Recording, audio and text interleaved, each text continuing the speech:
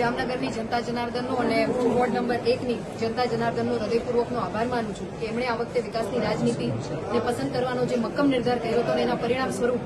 4 મજબૂત સક્ષમ ઉમેદવારને જીતાડી અને વોર્ડ નંબર 1માં કમળ ખીલવીને સાબિત કર્યું છે કે સશસ્ત્ર નેતૃત્વ, આદરણીય પ્રધાનમંત્રીશ્રીની વિકાસની રાજનીતિ અને એવી જ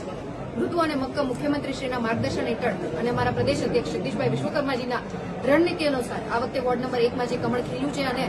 જામનગરમાં પણ અન્ય વોર્ડમાં પણ જે પરિણામ જોવા મળી રહ્યા છે ત્યારે તમામ ભારતીય જનતા પાર્ટીના સનેશ કાર્યકર્તા ભાઈઓ બહેનોને તેમજ ઉમેદવારશ્રીઓને હૃદયપૂર્વકનો અભિનંદન પાઠવું છું. ગુજરાતની જનતા જનાર્દનનો પણ હૃદયપૂર્વકનો હું આભાર વ્યક્ત કરું છું.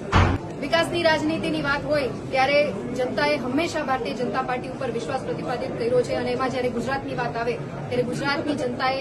સશસ્ત્ર નેતૃત્વના માર્ગદર્શન હેઠળ આદરણીય પ્રધાનમંત્રીશ્રીના માર્ગદર્શન હેઠળ હર હંમેશ કમળને ખીલવવાનો જે સફળ પ્રયત્ન કર્યો છે જે આ વખતે પણ આપણને જોવા મળી રહ્યો છે ત્યારે હું પુનઃ હૃદયપૂર્વકનો આભાર વ્યક્ત કરું છું.